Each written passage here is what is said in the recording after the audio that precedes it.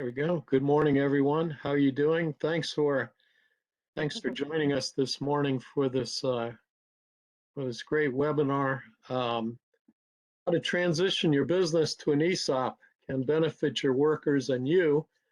I'm Jim Therese. I'm the Associate Director of the Rutgers Center for Employee Ownership. Thank you for joining. This webinar is scheduled for approximately 45 minutes. We'll have Q&A at the end. What you can do is submit your questions in the Q&A, the Q&A box, and we'll answer them. May I introduce our speaker, Adria Scharf, is Director of Education and Collaboration for our institute, the Institute for the Study of Employee Ownership and Profit Sharing here at Rutgers. Adria conducts research and directs the online library of teaching and research materials about employee ownership, a great library called the Curriculum Library for Employee Ownership. You can find it at clio.rutgers.edu. Her current research focuses on worker co-ops in healthcare and the job quality and material benefits of ESOPs for working people. Anyway, Adria, thank you so much. And you can go ahead. Thank you, Jim.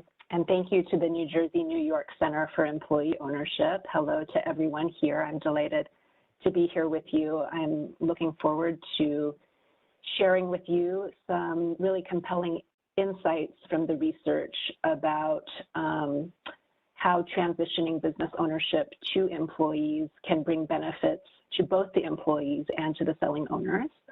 So thank you, Jim, very much for the opportunity. And just, I think before I start in, sort of wanted to offer by way of context a couple of points about the American economy. So I wanted to make just two very brief points. And the first is just to state that our economy is facing a large wave of change that is already underway, which has become known as the silver tsunami, as baby boomer business owners are aging and retiring. Millions of businesses will either be put up for sale or closed in the coming decade or so, and that transition has already begun. And it's a great wave of change that will place jobs and workers at risk, but it also presents kind of a window of opportunity with potential to greatly broaden the ownership of business and the ownership of equity in our economy. And then my second kind of contextual point has to do with the persistent wealth gap that continues to mark American society. The wealth gap and really the kind of the widespread degree of wealth insecurity or wealthlessness that we see. So nearly half of US families have no retirement account savings at all, and the median household has just $21,000 in savings as they approach retirement. And the racial wealth dimensions of that wealth gap are stark. In 2019, for every $1 of wealth belonging to white Americans, Black Americans had just 17 cents. So I wanted to just offer up those 2 points, one, the silver tsunami, and the second, the persistent wealth gap, again, kind of by way of backdrop or context for the conversation that we are about to have. So here's our simple agenda. I'm planning to start just with a few definitional pieces, building block pieces, kind of explain what I mean when I talk about employee share ownership, and what I mean by ESOPs, or employee stock ownership plans specifically. And then we will discuss what the research shows are some of the benefits for workers, for employees, when the businesses where they work transition to an ESOP.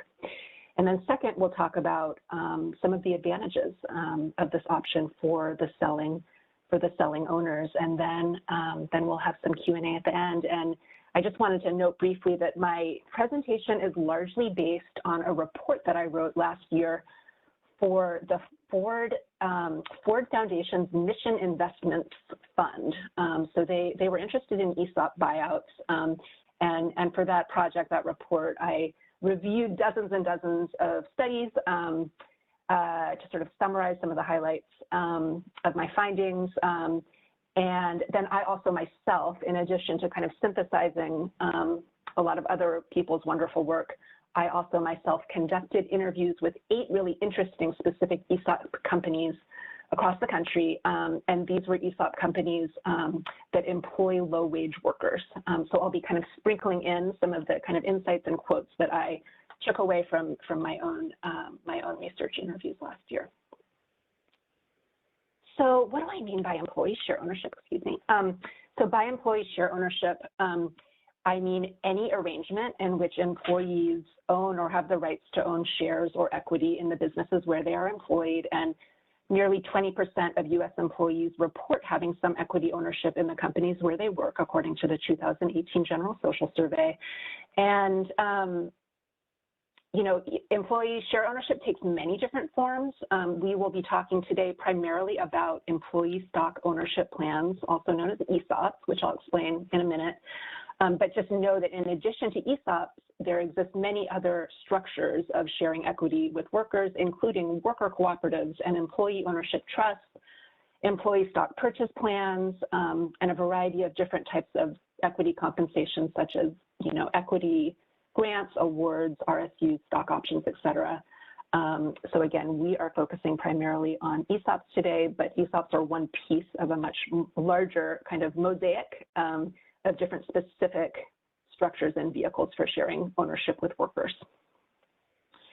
What are employee stock ownership plans? So ESOPs, employee stock ownership plans, are the most prevalent form of employee share ownership in the economy. And ESOPs are a form of employee ownership that is structured as a retirement plan. So it's an indirect form of employee ownership, whereas in some forms of employee ownership, stock is awarded directly into the hands of the employees themselves. In an ESOP, it's more indirect. The shares are held in a trust, an ESOP trust, on behalf of the employee participants. And then the company allocates shares into that trust, into the employee accounts, and employees accumulate shares in their ESOP accounts over time, and then they are able to tap into that accumulated stock wealth once they leave the company or retired. So it's really more of a form of deferred compensation for the most part, although there are ESOP companies that do allow employees under certain circumstances, such as hardship circumstances, to actually tap into those pools of stock wealth before they leave the company. But in general, it's considered a form of deferred wealth accumulation that employees accumulate over time and then tap into when they leave. There are over 6,000 ESOPs, 14+ million participants, according to the National Center for Employee Ownership, and most of those are in privately held companies, although there are Wall Street traded public companies also that have ESOPs. If you're counting number of ESOP plans, overwhelmingly, most of them are in privately held businesses. And of those, a large chunk are in relatively small businesses, so businesses with fewer than 100 participants. And something that kind of marks and makes ESOPs important as a tool for our economy, and in particular a tool for addressing the wealth gap issue, is the fact that it's a broad-based form of employee share ownership.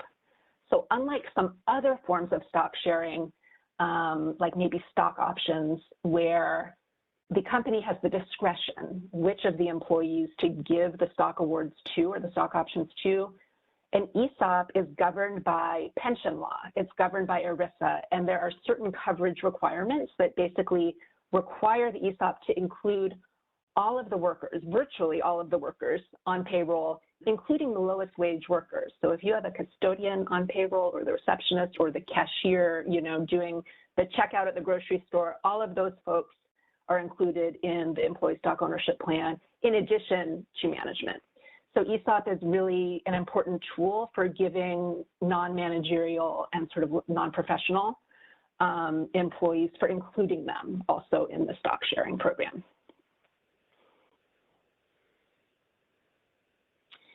Because it's governed by ERISA, the ESOP has some interesting kind of features, one of which I've already described, the fact that it's inclusive and covers all or most employees on payroll. And I want to just put a little asterisk there. I'm making a generalization here. If we're going to get technical, there are exceptions. For example, certain collective bargained collectively bargained employees, obviously gig workers or 1099 contractors who are not on payroll or not covered by ESOPs. There are certain exceptions, but overwhelmingly, most ESOPs can cover all or most employees that are on payroll.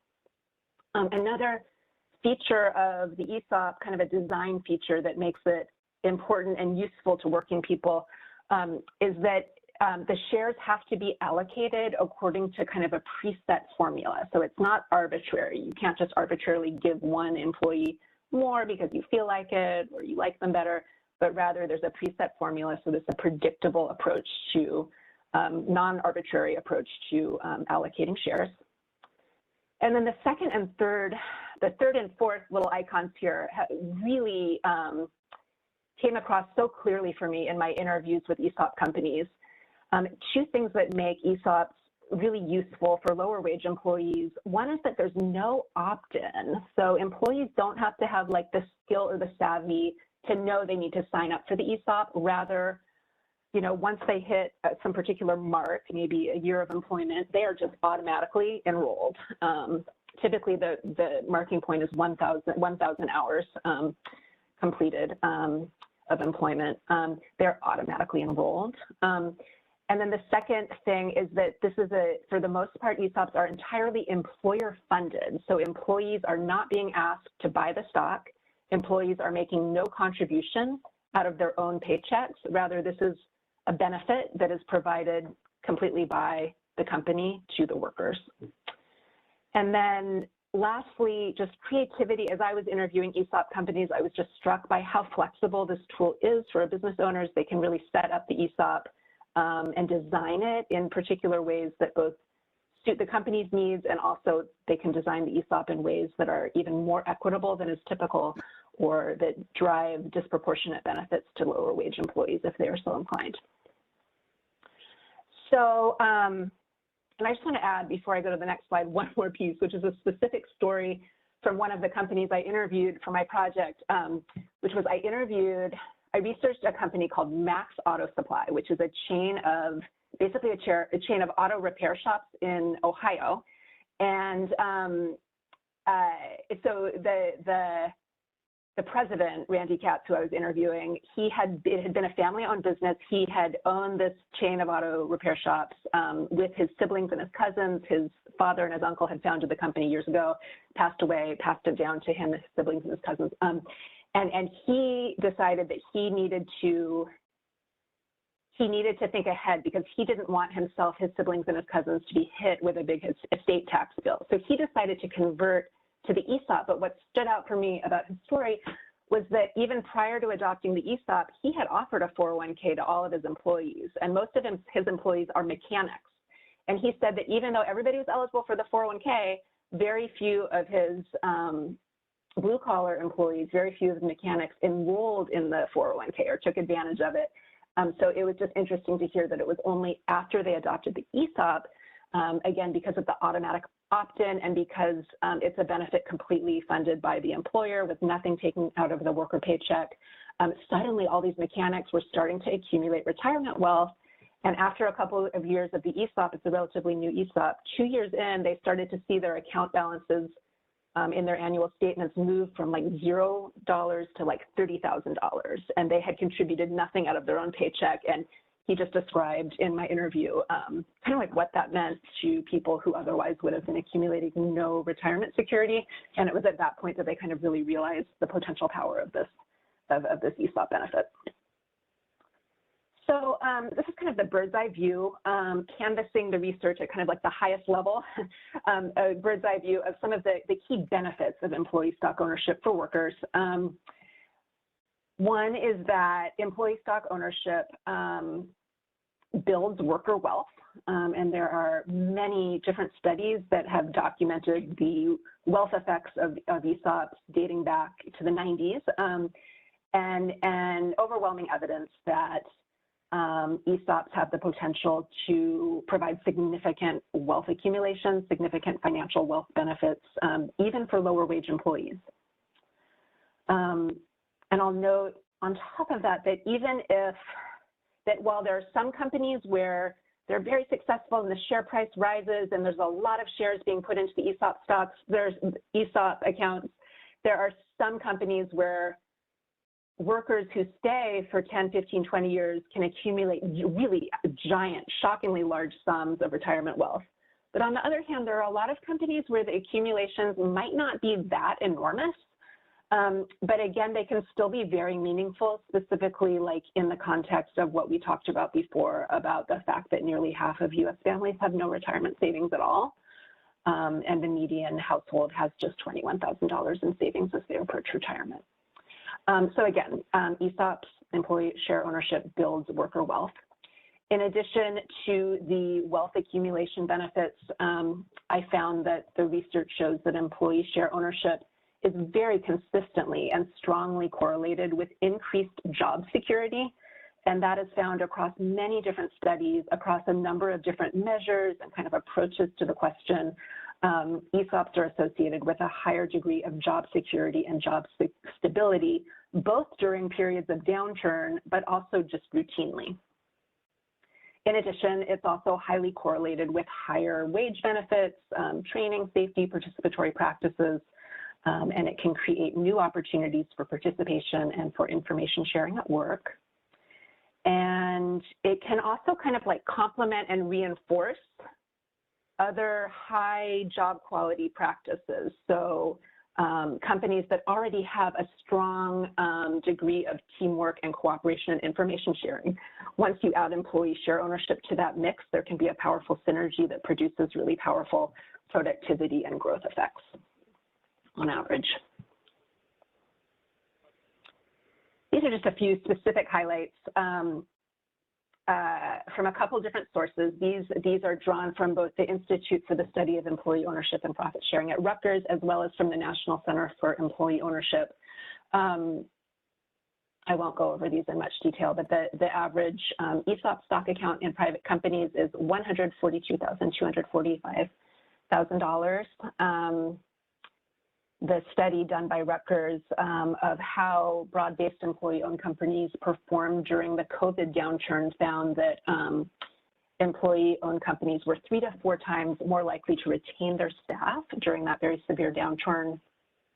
71% of employees in ESOP companies report pay is better, according to the NCEO. 97% of young workers with an ESOP have medical insurance, according to one study. 97% of S-Corps with ESOPs gave a second retirement plan too.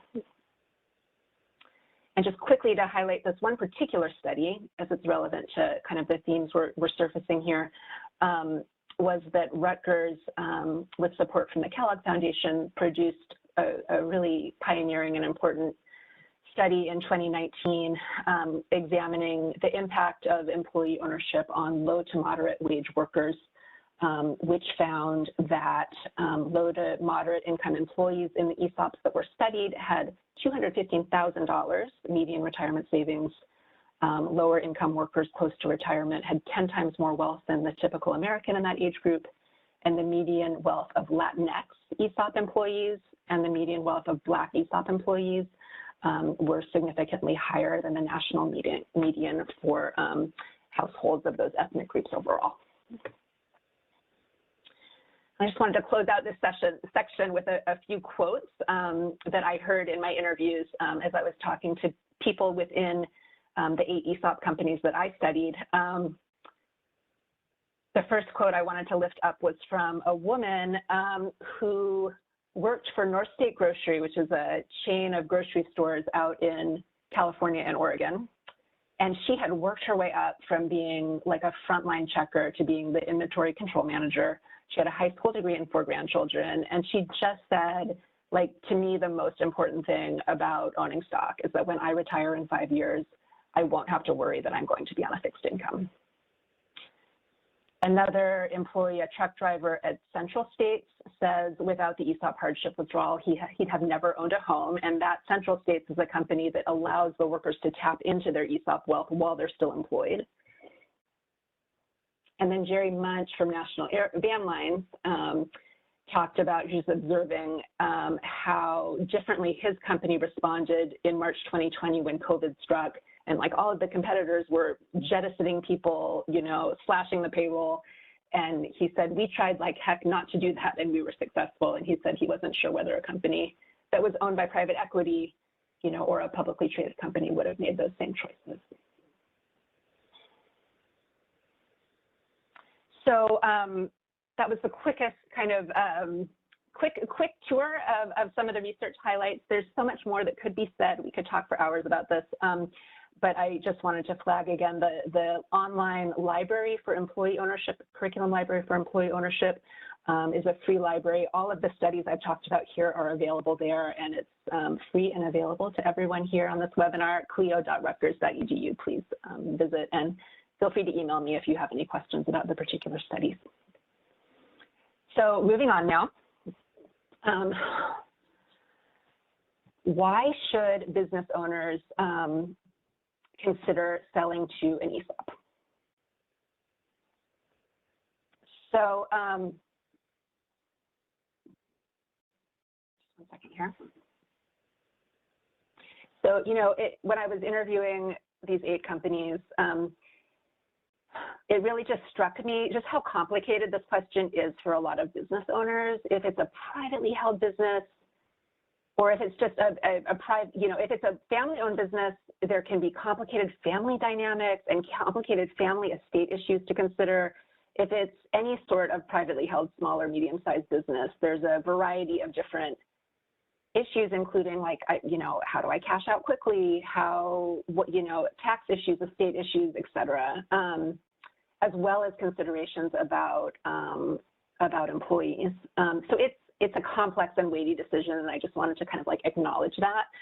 And it has real consequences, you know, for family-owned businesses. The way that succession plan works out can really affect the family members who are the owners and their descendants. And similarly for employees, of course, the decision that the business owner makes in terms of what they do with the business when they retire can have very, very weighty consequences for the lives of employees as well. And it can affect whether their jobs continue. You know, the case I'm going to kind of make here, so I'm while recognizing all of that complexity, I'm now going to proceed to, you know, kind of make a bit of a case for why there are very good reasons to consider selling one's company to employees through some form of employee share ownership. And I, again, will be focusing primarily on ESOPs here. And selling to an ESOP, you know, represents an alternative to some of the other options, you know, and some of the other options could include just closing shop or selling to a competitor, selling to a vendor or supplier, selling to a bank or to private equity. You know, another common option is to have the next generation, if it's a family-owned business, step into leadership, or to have like a management buyout that's just limited to senior management.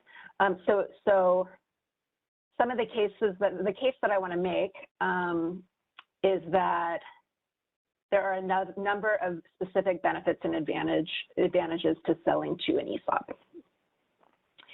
One is that there are unique tax advantages, and we'll go through each of these in turn. Another is that it creates an internal buyer for privately held stock. A third is that when you transition to an ESOP, you can actually continue, while you sell the ownership stake, you can still continue in leadership. And also the company name and the company culture can continue.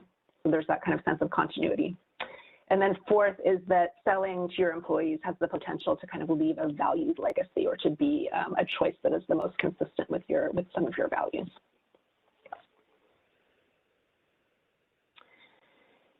So unique tax advantages, and I want to say, obviously, I am not a tax professional, and anyone considering this route will speak at length with an actual professional advisor. But there are many tax advantages to an ESOP. Two of the most powerful tax advantages are these. One is that the selling owner may be able to defer capital gains taxes indefinitely using Section 1042 of the Internal Revenue Code. And this is a provision that is sometimes known as the tax deferred rollover. And this actually applies to selling to your company to your ESOP and selling your company to a worker cooperative. But this is a way that selling owners can defer, or really in effect avoid paying large capital gains taxes in the course of the sale. And then secondly, for S corporation ESOPs especially, 100% S corporation ESOPs can be completely federal income tax exempt after they transition to the ESOP, and this can represent a significant savings for companies. They can save the cash that they would have had to pay to the IRS and use that for either to pay down debt or to make acquisitions or to invest, et cetera. So this is a very significant tax benefit to S corporation ESOPs, and there are others as well. A couple quotes from folks I spoke with in the ESOP companies that I interviewed. Again, Randy Capps from Max Auto Supply. He was just describing how he's trying to figure out a way that he, his siblings, and his cousins could avoid a very large estate tax bill as they were getting a bit older. And he started to research the ESOP structure, and he said the better it looked, it checked a lot of boxes, and in the end, it allowed my sisters, my cousins, and me to avoid a large estate tax bill. A second story, a different company shared with me was the company is called S&C Electric, which is a very large manufacturing employer, a good jobs employer on the north side of Chicago. And this company has been around forever, employs a ton of local Chicagoans, good high-paid jobs.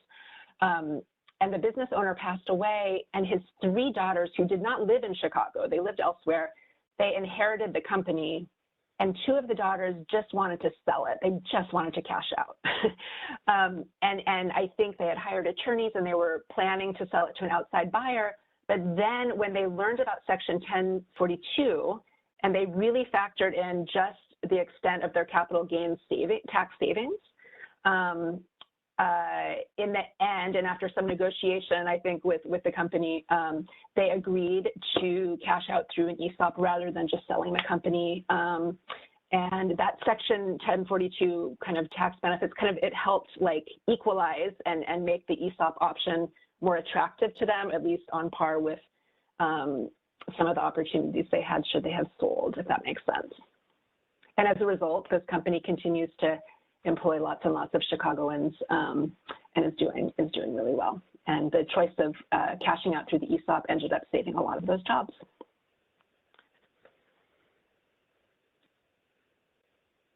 Next, I want to just share, and again, this is that second point about the ESOP can create an internal buyer that enables you to avoid an external sale.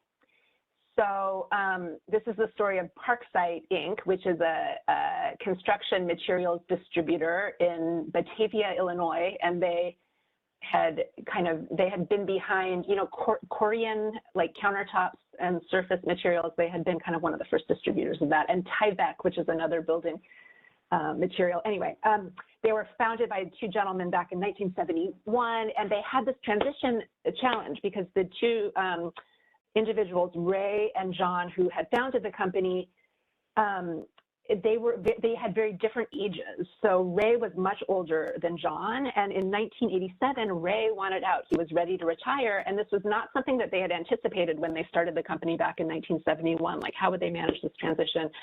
John was much younger than Ray. He was not ready to retire, but he couldn't afford to buy out Ray. And they were getting offers. There was a buyer who was ready to buy Parksite, but they really did not want to sell Parksite to an outside buyer. And so here the ESOP presented a solution. Ray sold his shares to the ESOP, so then 50% of the shares were held by this ESOP trust, and John kept his 50% ownership stake and continued for many years. And then in the late 90s, only when John was ready to retire did he then sell his ownership stake. So it was only then at that point that the company became 100% ESOP owned. But again, it sort of solved this problem at that moment in 1987 when one of the owners was ready to retire, the other was not. And it also was a flexible tool in that it allowed the transition to 100% ownership to happen gradually over time in kind of two separate chunks. And this company is doing very, very well. And I remember them sharing that employees who stay for a long time, like 15 or 20 years, many of them have ESOP account values of $800,000. This again was at North State Grocery, which is a chain of 22 grocery stores that go by the names of Holiday Market and Save More Foods in Northern California and Oregon. This too, it was co-founded by two siblings, and they faced a problem that is very common in family-owned businesses, which is that this company founded by two siblings, it turned out over time, really just one of those siblings really was deeply invested in and passionate about leading the company, and the other sibling really just wanted to cash out. And so they had very differing needs, but they were co-owners. And here again, they didn't want to just sell. And here again, the ESOP kind of provided a flexible solution and kind of provided an internal buyer for the stock without having to sell to an external buyer. They both sold their shares to the ESOP, and the company is now 100% employee-owned through the ESOP. But Richie Morgan, who's still the CEO, formerly the co-founder, he remains in charge. So he's still the CEO, even though he has sold his ownership stake. But his sister is able to go about her life and pursue her real passion. So again, just the ESOP can provide flexibility in the face of some of these complex family dynamics. One quote about kind of this point about the continuity of culture, because this was a theme that really surfaced across my interviews, that it gave, I interviewed a number of retired company founders who had retired, had founded a business long ago, built the business to be successful, and then sold it to the ESOP. And so they were sharing their reflections looking back. And many of them were just very, took a lot of pride and contentment in the fact that not only did the company's name stay the same, it didn't just merge into a competitor, it stayed as an entity, as a going concern, but also aspects of its culture. So if it's a family-owned business that had a really familial culture, sometimes the ESOP transitioning to employee ownership can kind of strengthen some elements of that sense of mutual loyalty and closeness. In this case, they had always had at Parksite this kind of everybody works hard, you have to earn it here, we're all owners. Even before they adopted the ESOP, that kind of sense of responsibility and accountability was part of their culture. And they sensed that transitioning to the ESOP, even with the founders leaving, actually some pieces of that philosophy and that culture actually deepened through the ESOP. So he was saying, sharing about kind of the satisfaction that he took from that. And then values legacy. You think that a retiring business owner is just concerned with the dollar signs, and clearly there are serious financial considerations to be weighed in selling your business. But I was absolutely struck by how pretty much every retired business owner who had sold to an ESOP just also talked about their values legacy, and how looking back now late in life, thinking about their decision to sell to their employees, just how that was very consistent with kind of their deepest core values and the satisfaction they got from knowing that employees that had helped them build their companies weren't kind of sold out as they retired, but rather they now get to be shareholders and they get to share in the financial benefits of the financial success that they helped to contribute to and build. Maureen Beal had been the owner of National Van Lines, and this was her quote. She said, "We were really concerned," as she was thinking about retiring, concerned that a big conglomerate would come along and buy the company and lay off, the people who helped to make it become successful. These are people who'd been with us for many years, and the solution to that was to make the company an ESOP. So that was really paramount for her, her loyalty to her employees. And then this was just my last, I think this might be my last quote here to share with you. This is kind of a philosophical quote by Richie Morgan, who again was the CEO of North State Grocery out on the West Coast. But he just reflecting about his decision to sell to the ESOP. And he put it this way, he said, "Do you do the right thing and it grows the value of the company and you end up better off for doing that and you bring everyone along with you along the way? Or do you think, gee, I could have had all this money just to myself?" But he said, I think most folks are just happy to see everyone win.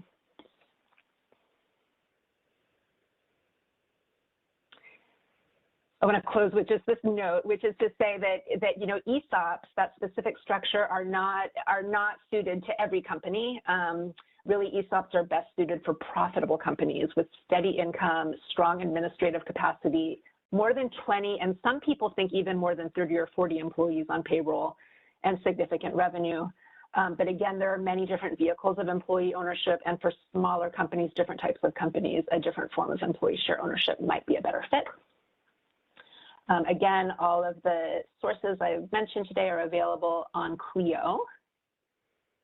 And I want to share and lift up one particular resource that my colleagues at the New Jersey, New York Center for Employee Ownership put together with the W.K. Kellogg Foundation and the Democracy at Work Institute, which is a really extraordinary free resource called the Employee Ownership Online Education Program, which for anyone here who is a business owner thinking about transitioning to worker ownership, or for anyone here who works with and serves businesses or is just interested in learning more, this is a phenomenal resource consisting of videos focused on a variety of the different more in-depth and technical dimensions of transitioning a business to either an ESOP or a worker cooperative. And the emphasis here with this set of videos, it's really aimed primarily at BIPOC business owners of color, and women business owners. And so it is intended to speak to those audiences, and these videos are just rich and informative, I would say, for anyone. So please click this link. You can see the link below. This resource can also be accessed from Clio as well. If on the homepage of Clio, if you go to the videos collection, just click on videos and you'll see it right there. Thank you, one and all. I'm ready now for a little bit of a Q&A.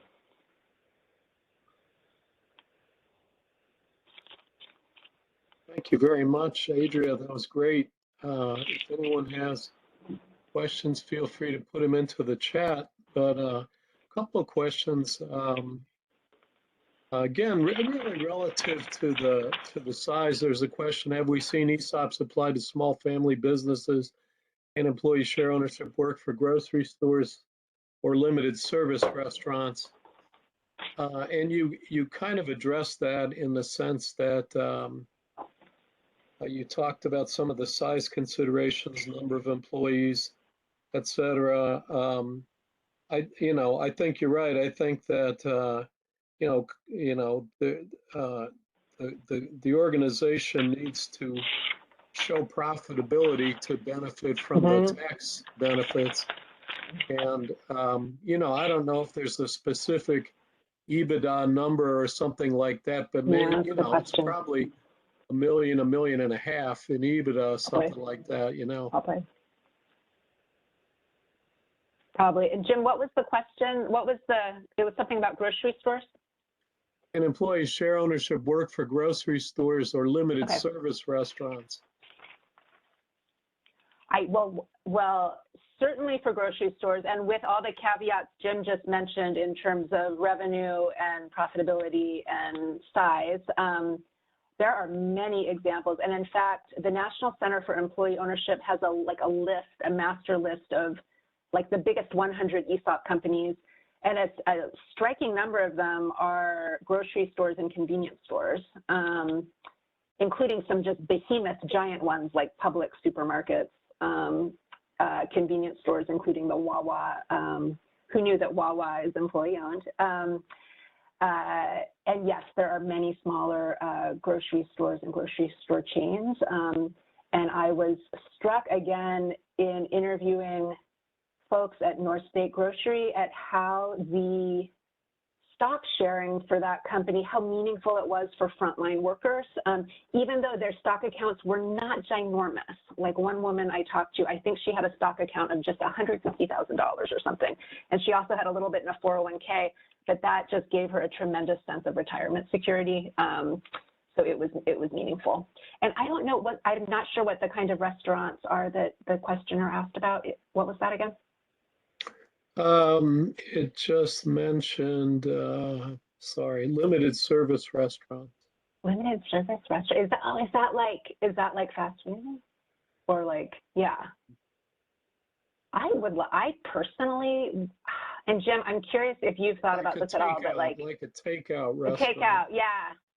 I wish, I would love to see more, like if you have a restaurant chain, a franchise that has predictable revenue, and that has, especially one that has a fairly stable workforce, I think there would be much potential there to improve some low wage, low job quality jobs by incorporating employee ownership in combination with some other high road practices. So I'm really interested to see the ESOP and employee share ownership models extend more out into fast food and limited service restaurant sectors.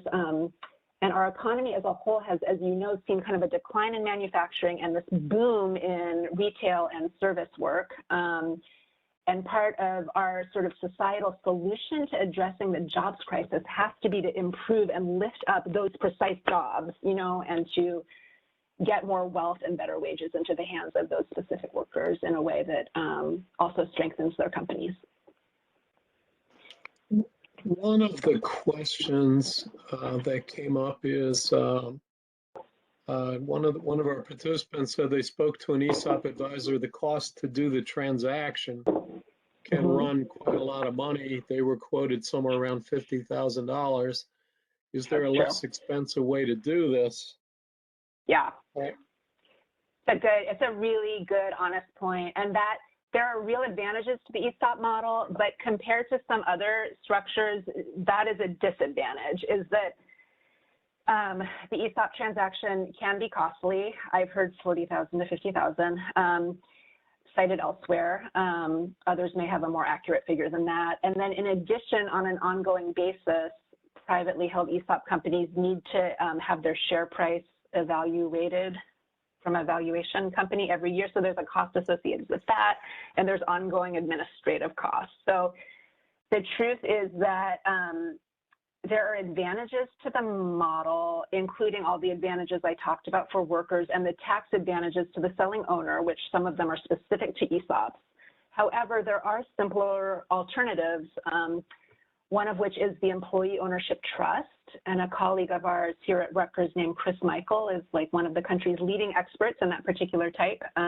But the employee ownership trust is less rule bound. It's not governed by pension law, and a bit simpler. And similarly, worker cooperatives can be done well by very small companies, and companies that don't have as much administrative capacity. So worker cooperatives, employee ownership trusts, and I think this is more rare, but I think it can be done to just do some sort of a very direct kind of a stock grant, very simply administered program. So yes, there are simpler alternatives, but also some really powerful upsides to the ESOP if you can swing it and if you have the capacity to swing it. Yeah, so I mean, you're right that, you know, if you have an organization that's of sufficient size, the fact that if you're an S corp, you're exempt from federal tax in the future, that could be a huge potential benefit. Let's see, are there other questions? Any other questions? At the moment, I don't see any others. Hi. Hi. Hi. I have some trouble logging on, everybody, but I do want to pop on. Hi, Bethany. Hi. I was the person who was supposed to be the moderator today, but I had some technical difficulties. It's okay. So. There was a few in the Q&A, Jim. I wanted to okay, go ahead. Attention. I'm not sure. I can't tell if you got this first one from Anthony. On one of your slides, Adria, there were three were some icons. The first icon said $142,000 average ESOP stock account in private companies. This gives the impression that this is the total amount that could be distributed to the employees. Was that correct? Or am I getting the wrong impression? Please correct my thoughts if you need to. The total amount distributed. So that figure was taken from Department of Labor data. It was calculated by my colleagues here at the Institute for the Study of Employee Ownership and Profit Sharing. The Department of Labor Form 5500 data gives the total plan assets, so like all the stock held in the plan, and then the total number of participants. And so this is a really rough figure is the truth of it, and there's a lot of variety. So in that average, which I believe was taken by dividing the total plan assets by the number of plan participants, you're going to have included in that some folks who'd been there for 20 years and had accumulated lots of shares, and then some newbies. There's going to be a lot of variety in there. And then the total amount of plan assets can kind of vary depending on like if there's been a recent wave of a big wave of retirees. So it's a very rough gauge, but I think it was intended by my colleagues just to give a rough sense for the fact that there's a significant amount of wealth held in these ESOP trusts overall, and that was the average number. Okay. I'm not sure if I answered the question or not, but I think you started to. I think it's good. I think the reality too is that, you know, like Adria, you had mentioned, private companies, you know, periodically do a revaluation of their balance sheet, and so their equity account, and so, you know, it's, you know, that could go up, it could go down. There was a related question actually, which is I think an interesting question, which is, you know, if would starting an ESOP be beneficial to a business where the employees are fairly close to retirement age? In other words, they wouldn't be at the point of, you know, they wouldn't have years to, if they were going to leave at some retirement age, they wouldn't have years to gain the appreciation on the stock. It's interesting. Jim, I'm curious what you think about that. I would think it would be important to structure the vesting schedule, a short vesting schedule, but I think from what I've learned, it has seemed to me that really the ESOP accounts kind of accumulate gradually the first several years, and then sort of the power of compounding interest, they often then kind of like accumulate at a more accelerated pace. So and Jim, you may disagree, but from what I can tell, it seems like the real benefits start more like in year 5 or 6 after the ESOP is adopted. And that's just anecdotal based on the companies I've researched. I tend to agree with you. I think it varies by organization, obviously, but it, you know, over time, the accrued benefit can be pretty substantial, you know, but it takes some time. Yeah. Bethany, did you have other questions? This one, I thought was a pretty good generic question. How long does it take to transition to an ESOP? Obviously. That's a really good question. And Jim, I suspect that some of those Kellogg videos get into that, because some of those Kellogg online videos about how to transition to an ESOP go into a lot of technical detail. It's a wealth of free information. I, again, really encourage people to check that out. I always hear that it's never too early to start, that by the time that people are ready to think about it, you know, it's a little late. So earlier is always better. That's what I hear. Jim, what is your understanding of how long it takes to actually do the transaction? To do the There's several steps. Do a feasibility study, or just kind of the basic steps of, you know, you consult your professional advisors, you do a feasibility study, you have to get evaluation to convert to an ESOP. Yeah, I think it takes some time. You know that, I mean, one of the Rick Van Dole's company, one company that I think they really were very thoughtful about converting to an ESOP. I mean, he always stresses that, you know, learning about the benefit, learning about the details of the benefit, deciding if it fits in your organization. You know, he said it took them a couple years really to, you know, from first idea, like just making a note on a piece of paper, hey, we should check out an ESOP, to actually closing the transaction. I think it took a couple years. But you know, it's a fairly significant business change. You could probably do it more quickly than that, but I think being deliberative about it, being thoughtful about it is actually quite helpful. Here's another question. We're a profitable media company.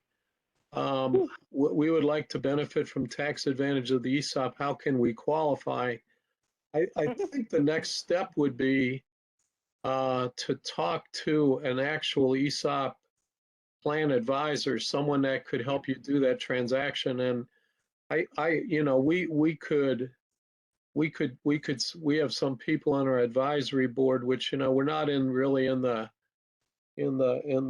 business of matchmaking or anything in that sense, but we have some people on our advisory board who are really quite, you know, quite experienced in doing these transactions, and so we could put you in touch with them. And, you know, they would be glad to talk to you, I think.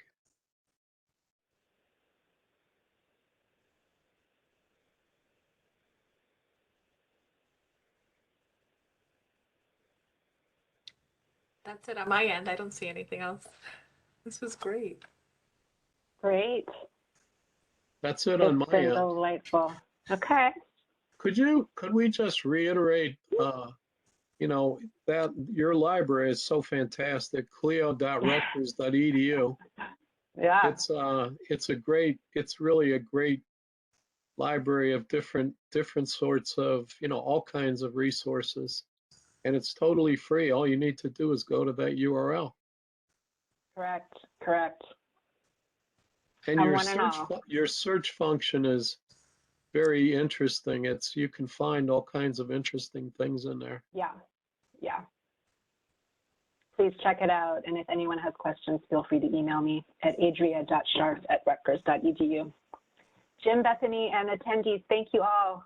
It's been a pleasure. Thank you for being here, Adria. I really appreciate it. Thanks so much. Okay. Bethany, we're gonna follow up, right, by sending out Yeah, we're going to send out this recording as soon as it processes, probably if not today, then on Monday. I'll be sending it out to all of the attendees, those who could be here, those who could not. And we'll also be posting this under our resources section on the ownership.rutgers.edu website. So it's there along with a whole bunch of others. Yes. Thank you all for being here. We really appreciate it. Enjoy the rest of your day. Thanks to Adria Thank you, Bethany and everyone that joined. We really appreciate it. Have a good day, everyone. Bye. Bye.